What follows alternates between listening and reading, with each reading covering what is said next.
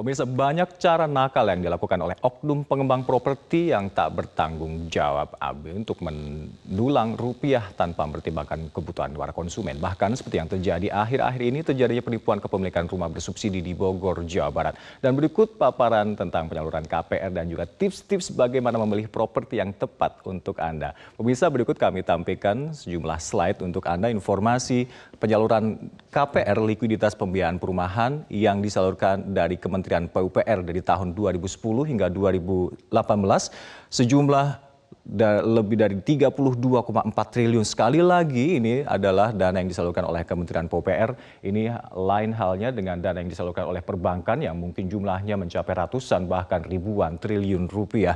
Dari dana 32,4 triliun ini mencakup sejumlah sekitar 532.713 rumah yang telah disalurkan oleh Kementerian PUPR dari tahun 2010 hingga 2018.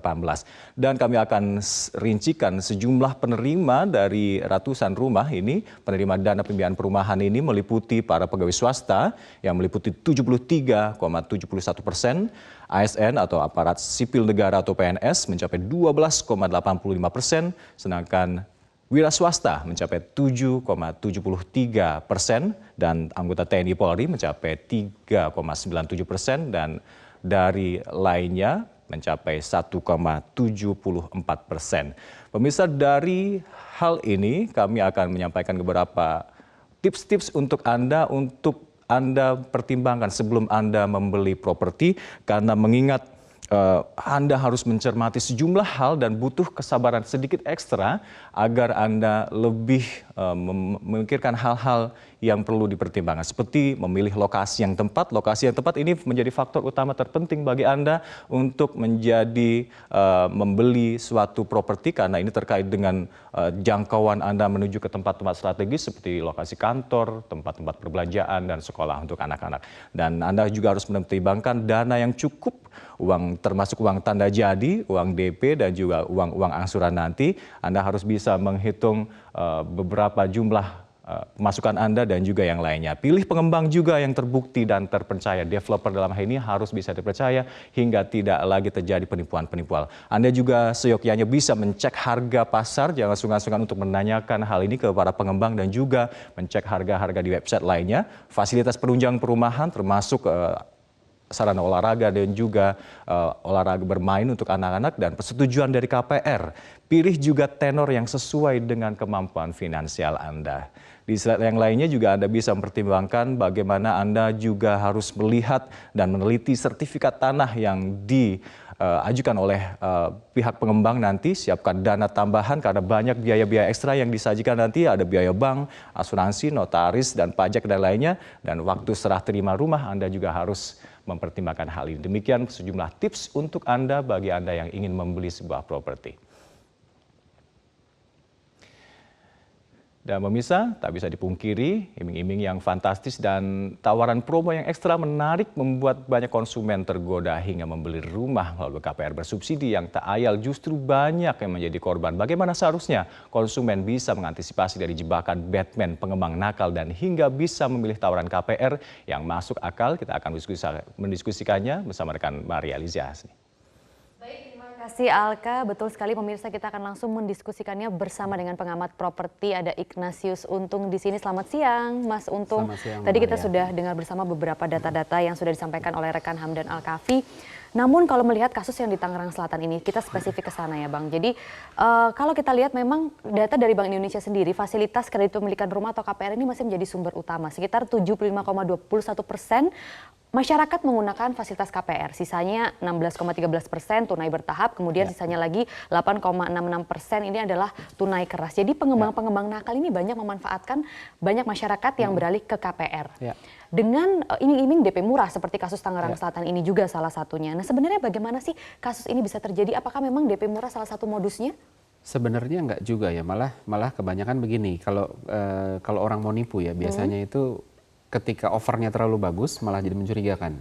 Karena kok nih misalnya orang jual barang murah, orang malah curiga kok bisa murah begitu ya, yang lain harganya lebih tinggi nih kok jauh lebih murah. Jadi biasanya malah justru yang bukan DP murah. Nah cuma kebetulan kalau saya lihat ini kan memang project memang rumah bersubsidi. Jadi DP murahnya karena dia dapat FLPP saja. Jadi bukan karena dimiringkan, tapi karena dapat dukungan pemerintah, which is FLPP tadi. Gitu. Oke, jadi itu ada yang dia jual iming-iming sama mereka. tambahannya juga Betul, begitu betul. ya. Nah, sebenarnya bagaimana sih regulasi dari bank terkait hal ini? Kenapa masih banyak pengembang nakal yang bisa lolos? Ini menarik. Jadi sebenarnya satu tips yang paling tips pamungkas lah ya, bisa dibilang pamungkas untuk melihat apakah pengembang ini yang termasuk yang baik apa enggak, sebenarnya justru adalah pakai pihak ketiga.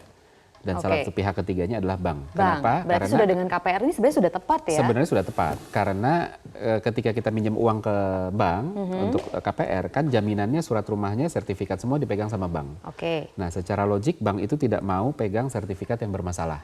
Jadi dia sudah melakukan appraisal segala macam untuk bisa ini lolos gitu kan. Artinya resikonya dibagi dua antara si debiturnya sama si banknya gitu kan. Jadi ini kasus yang agak-agak unik, karena biasanya ini kalau bisa pakai lolos KPR, gitu ya. Nah, ada tips lagi sebenarnya gini, bahkan ketika bank yang kalau saya melihatnya juga yang harus dipahami kan gini, kita banyak melihat pengembang yang juga milih banknya bukan bank yang dalam tanda kutip cukup terdengar lah gitu ya, cukup bonafit. Makanya pertimbangkan juga banknya bonafit apa enggak. Lalu yang kedua, kalau saya tipsnya adalah hindari untuk menggunakan bank yang menjadi yang kepemilikannya itu sama dengan kepemilikan developernya. Karena dia bisa kong kali kong kan, orang saudara sendiri gitu. Ada beberapa yang seperti itu ya, ada harus dicermati juga. Saya nggak bilang bahwa semua yang satu grup itu akan kong kali kong, tapi kalau mau kong kali kong mereka lebih bisa melakukan itu ketimbang gitu. Yang betul. Nah kemudian kalau udah seperti ini kita terperangkap sama jebakan Batman ini, solusinya gimana sih, Mas Untung? Masih bisa nggak sih dapetin uang kembali? Sejujurnya sulit dan kalaupun bisa prosesnya panjang.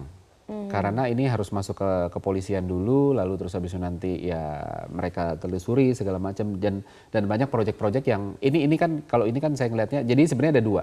Ada memang sengaja menipu, ada yang kedua adalah memang salah hitung sehingga mangkrak, entah karena kondisi marketnya tidak terlalu bagus sehingga uangnya sudah keburu habis untuk marketing, harapannya orang pembelinya banyak, terus habis itu nanti dibangun gitu kan. Jadi kelemahan dari sistem pengembang perumahan di Indonesia kan adalah bahwa pengembang boleh jual gambar.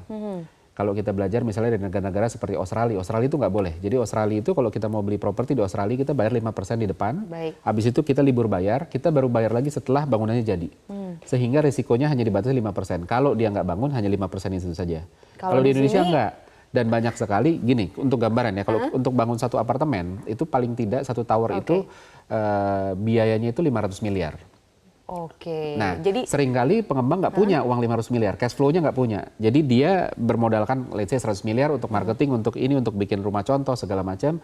Orang masuk dari pemasukan penjualan itu tadinya harapannya buat bangun. Nah, kalau marketnya lagi pelan, nah sekarang tuh termasuk market property lagi agak pelan, itu nggak sampai nih target 500 miliar sehingga dia nggak bisa bangun gitu. Jadi sebenarnya rencananya bukan menipu. Jadi antisipasinya harus dari kita sendiri ya. Kita memilih pengembang yang terpercaya. Pengembang yang terpercaya, sudah ada proyek di mana-mana, bank juga. Dan ketiga sebenarnya ini yang kalau di Jakarta sebenarnya sudah umum ya, tapi kalau di daerah kadang-kadang masih nggak. Jakarta ya ada beberapa juga yang nggak. Yaitu pakai pihak ketiga yang kedua adalah agent. Property agent. Karena ketika ada property agent dia juga ikut jagain. Karena dari setiap penjualan dia dapat komisi. Dia nggak mau terus habis itu udah capek-capek jualin terus nggak dapat apa-apa. Baik, itu jadi tadi tipsnya pemirsa memilih rumah yang aman. Dan terima kasih Mas Ignatius Untung untuk keterangannya di Metro Siang kali.